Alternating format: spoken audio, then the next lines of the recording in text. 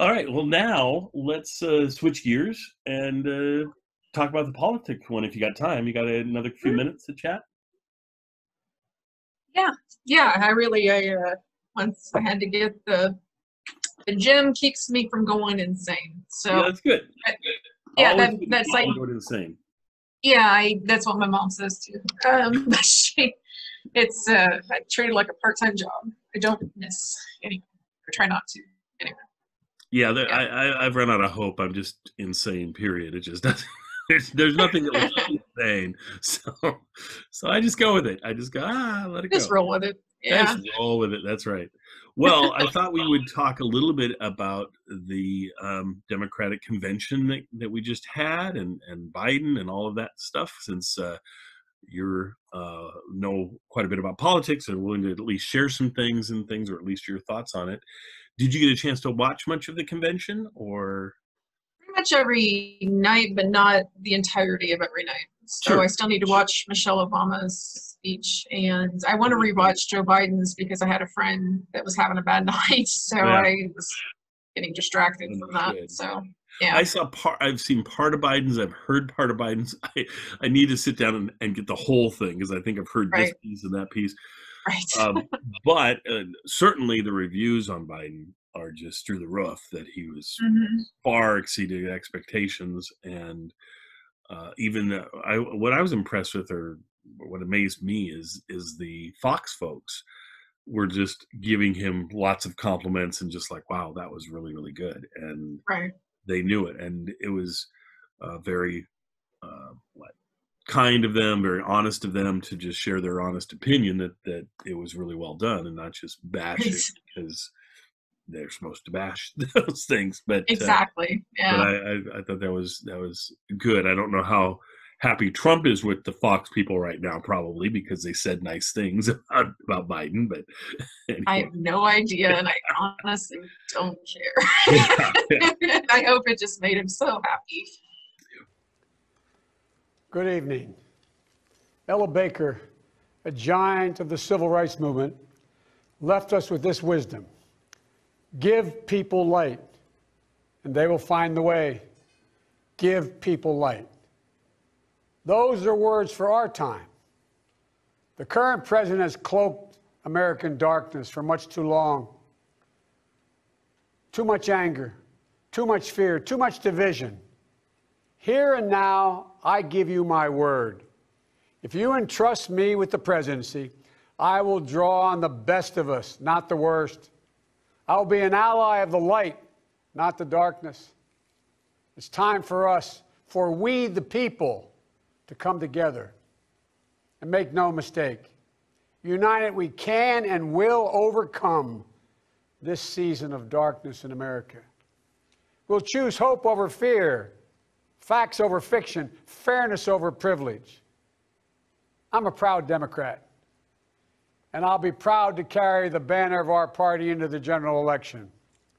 So it's with great honor and humility I accept this nomination for President of the United States of America. But while I'll be a Democratic candidate, I will be an American president. I'll work hard for those who didn't support me, as hard for them as I did for those who did vote for me. That's the job of a president, to represent all of us, not just our base or our party. This is not a partisan moment. This must be an American moment. It's a moment that calls for hope and light and love, hope for our future, light to see our way forward, and love for one another. America isn't just a collection of clashing interests of red states or blue states. We're so much bigger than that. We're so much better than that. You know, nearly a century ago, Franklin Roosevelt pledged a New Deal in a time of massive unemployment, uncertainty, and fear. Stricken by a disease, stricken by a virus, FDR insisted that he would recover and prevail, and he believed America could as well. And he did, and we can as well. This campaign isn't just about winning votes. It's about winning the heart and, yes, the soul of America. Winning it for the generous among us, not the selfish. winning it for workers who keep this country going, not just the privileged few at the top. Winning it for those communities who have known the injustice of a knee on the neck. For all the young people who have known only America being rising inequity and shrinking opportunity. They deserve the experience of America's promise. They deserve to experience it in full. You know, no generation ever knows what history will ask of it. All we can ever know is whether we're ready when that moment arrives. And now history has delivered us to one of the most difficult moments America's ever faced. Four historic crises, all at the same time. A perfect storm. The worst pandemic in over 100 years. The worst economic crisis since the Great Depression. The most compelling call for racial justice since the 60s. And the undeniable realities and just accelerating threats of climate change. So the question for us is simple. Are we ready? I believe we are. We must be. You know, all elections are important. But we know in our bones this one is more consequential. As many have said, America is at an inflection point. A time of real peril, but also of extraordinary possibilities. We can choose a path of becoming angrier, less hopeful, more divided, a path of shadow and suspicion, or we can choose a different path and together take this chance to heal, to reform, to unite, a path of hope and light. This is a life-changing election. This will determine what America is going to look like for a long, long time. Character is on the ballot. Compassion is on the ballot. Decency, science, democracy, they're all on the ballot. Who we are as a nation, what we stand for, and most importantly, who we want to be, that's all on the ballot. And the choice could not be more clear. No rhetoric is needed. Just judge this president on the facts. 5 million Americans infected by COVID-19. More than 170,000 Americans have died. By far the worst performance of any nation on earth. More than 50 million people have filed for unemployment this year. More than 10 million people are going to lose their health insurance this year. Nearly 1 in 6 small businesses have closed this year. And this president, if he's reelected, you know what will happen. Cases and deaths will remain far too high. More mom and pop businesses will close their doors, and this time for good. Working families will struggle to get by. And yet the wealthiest 1% will get tens of billions of dollars in new tax breaks. And the assault on the Affordable Care Act will continue until it's destroyed, taking insurance away from more than 20 million people, including more than 15 million people on Medicaid, and getting rid of the protections that President Obama worked so hard to get passed for people who have 100 million more people who have pre-existing conditions. And speaking of President Obama, a man I was honored to serve alongside for 8 years as vice president, let me take this moment to say something we don't say nearly enough. Thank you, Mr. President. You were a great president, a president our children could and did look up to. No one's going to say that about the current occupant of the White House. What we know about this president is if he's given 4 more years, he'll be what he's been for the last 4 years. A president who takes no responsibility, refuses to lead, blames others, cozies up to dictators, and fans the flames of hate and division. He'll wake up every day believing the job is all about him, never about you. Is that the American you want for you, your family, your children? I see a different America, one that's generous and strong, selfless and humble. It's an America we can rebuild together.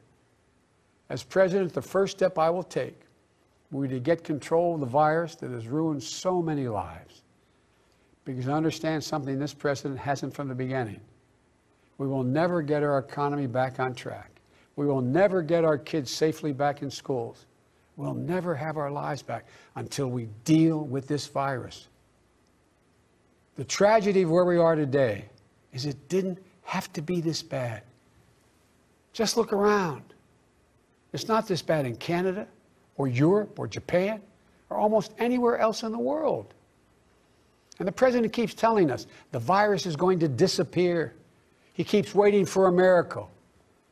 Well, I have news for him. No miracle is coming. We lead the world in confirmed cases.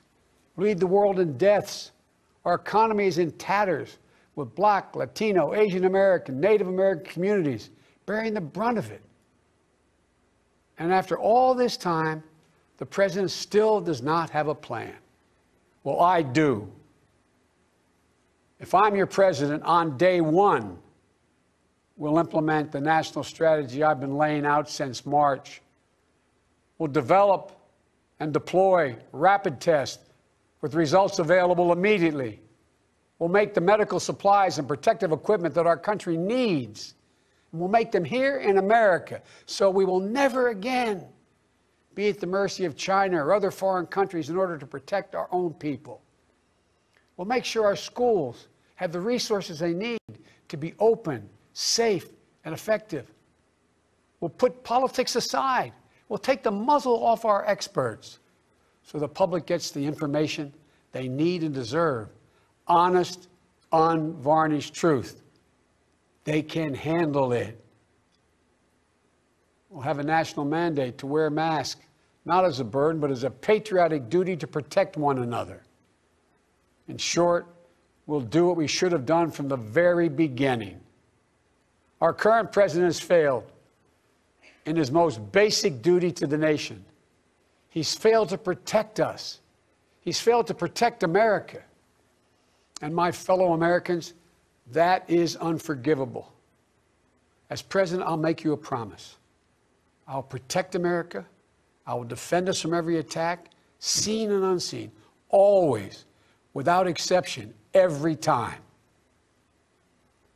Look, I understand. I understand how hard it is to have any hope right now. On this summer night, let me take a moment to speak to those of you who have lost the most. I have some idea how it feels to lose someone you love. I know that deep black hole that opens up in the middle of your chest and you feel like you're being sucked into it. I know how mean and cruel and unfair life can be sometimes. But I've learned two things. First, your loved one may have left this earth, but they'll never leave your heart. They'll always be with you. You'll always hear them. And second, I found the best way through pain and loss and grief is to find purpose. As God's children, each of us have a purpose in our lives. We have a great purpose as a nation to open the doors of opportunity to all Americans, to save our democracy, to be a light to the world once again, and finally to live up to and make real the words written in the sacred documents that founded this nation, that all men and women are created equal, endowed by their Creator with certain inalienable rights, among them life, liberty, and the pursuit of happiness. You know, my dad was an honorable, decent man.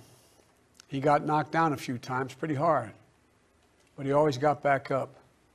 He worked hard, and he built a great middle-class life for our family. He used to say, Joey, I don't expect the government to solve my problems, but I sure in hell expect them to understand them. And then he'd say, Joey, a job is about a lot more than a paycheck. It's about your dignity. It's about respect. It's about your place in the community. It's about being able to look your kid in the eye and say, honey, it's going to be okay, and mean it. I've never forgotten those lessons. That's why my economic plan is all about jobs, dignity, respect, and community. Together we can and will rebuild our economy. And when we do, we'll not only build back, we'll build back better. with modern roads, bridges, highways, broadband, ports and airports as a new foundation for economic growth, with pipes that transport clean water to every community, with 5 million new manufacturing and technology jobs so the future is made in America, with a healthcare system that lowers premiums, deductibles, drug prices, by building on the Affordable Care Act he's trying to rip away, with an education system that trains our people for the best jobs of the 21st century. There's not a single thing American workers can't do. And where cost doesn't prevent young people from going to college and student debt doesn't crush them when they get out, with a child care and elder care system that makes it possible for parents to go to work and for the elderly to stay in their homes with dignity, with an immigration system that powers our economy and reflects our values, and with newly empowered labor unions. They're the ones that built the middle class. With equal pay for women, with rising wages you can raise a child on, a family on. And yes, we're going to do more than praise our essential workers. We're finally going to pay them. Pay them. We can and we will deal with climate change. It's not only a crisis, it's an enormous opportunity. An opportunity for America to lead the world in clean energy and create millions of new, good-paying jobs in the process. And we can pay for these investments by ending loopholes, unnecessary loopholes, and the president's $1.3 trillion tax giveaway to the wealthiest 1% and the biggest, most profitable corporations, some of which do not pay any tax at all. Because we don't need a tax code that rewards wealth more than it rewards work. I'm not looking to punish anyone. Far from it. But it's long past time the wealthiest people and the biggest corporations in this country paid their fair share. And for our seniors, Social Security is a sacred obligation, a sacred promise made. They paid for. The current president is threatening to break that promise. He's proposing to eliminate a tax that pays for almost half the Social Security without any way of making up for that lost revenue, resulting in cuts. I will not let that happen. If I'm your president, we're going to protect Social Security and Medicare. You have my word. One of the most powerful voices we hear in the country today is from our young people. They're speaking to the inequity and injustice that has grown up in America. Economic injustice, racial injustice, environmental injustice. I hear their voices. If you listen, you can hear them too. And whether it's the existential threat posed by climate change, the daily fear of being gunned down in school, or the inability to get started in your first job, it will be the work of the next president to restore the promise of America to everyone. And I'm not going to have to do it alone, because I'll have a great vice president at my side. Senator Kamala Harris. She's a powerful voice for this nation. Her story is the American story. She knows about all the obstacles thrown in the way of so many in our country. Women, black Americans, South Asian Americans, immigrants, the left out and the left behind. But she's overcome every obstacle she's ever faced. No one's been tougher on the big banks and the gun lobby.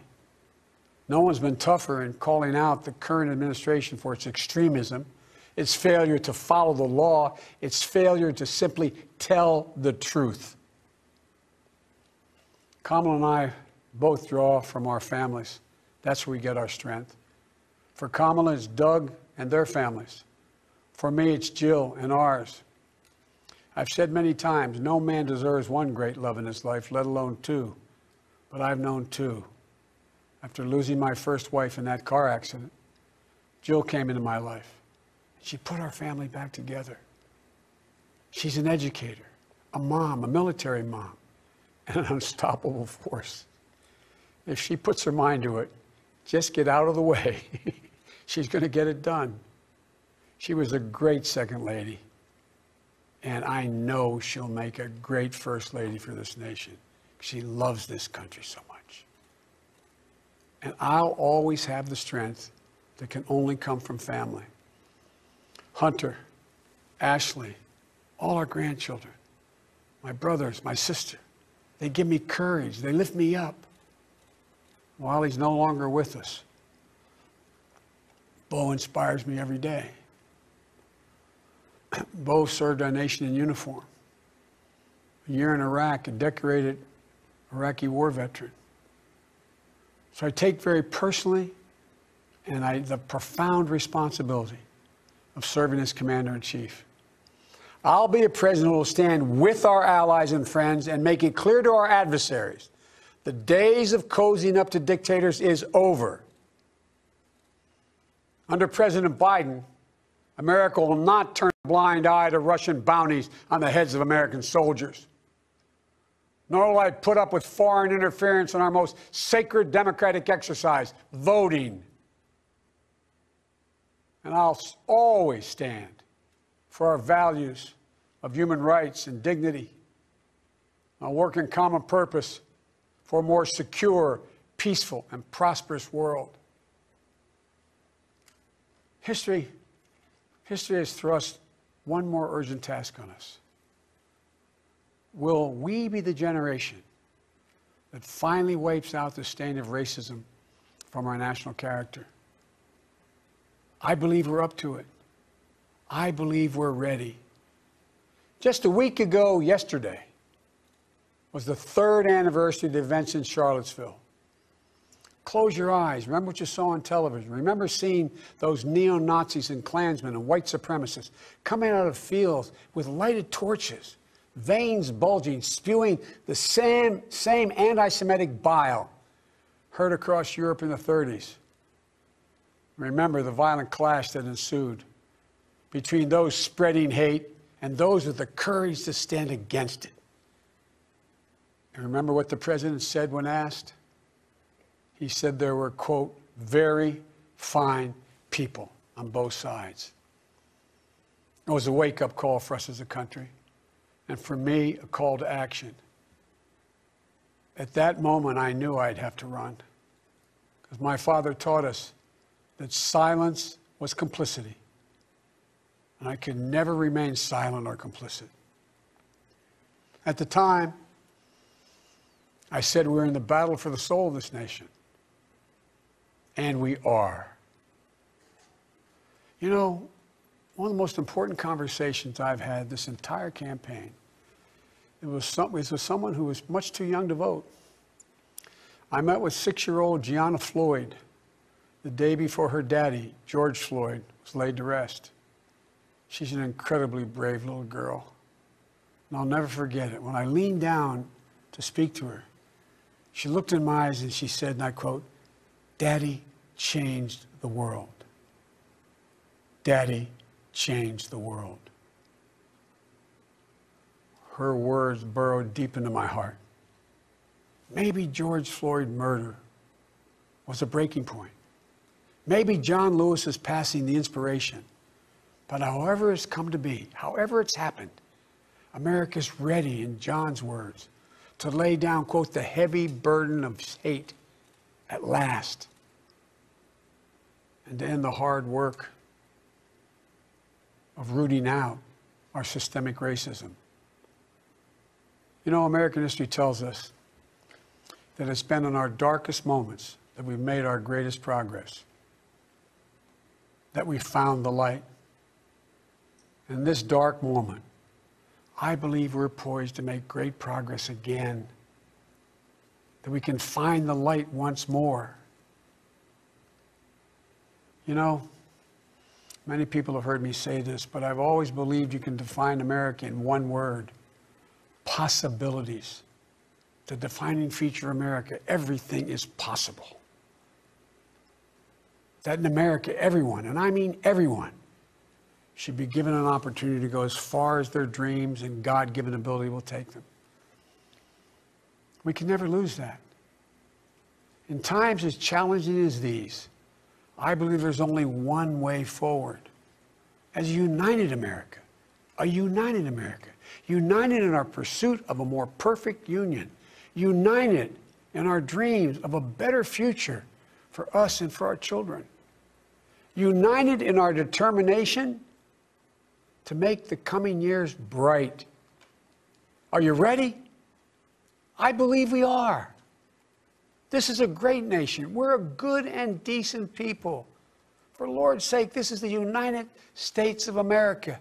And there's never been anything we've been able to accomplish when we've done it together. The Irish poet Seamus Heaney once wrote, "History says, don't hope on this side of the grave, but then, once in a lifetime, the longed-for tidal wave of justice can rise up and hope and history rhyme." This is our moment to make hope and history rhyme. With passion and purpose, let us begin, you and I together, one nation, under God, united in our love for America, united in our love for each other. For love is more powerful than hate, hope is more powerful than fear, and light is more powerful than dark. This is our moment. This is our mission. May history be able to say that the end of this chapter of American darkness began here tonight, as love and hope and light join in the battle for the soul of the nation.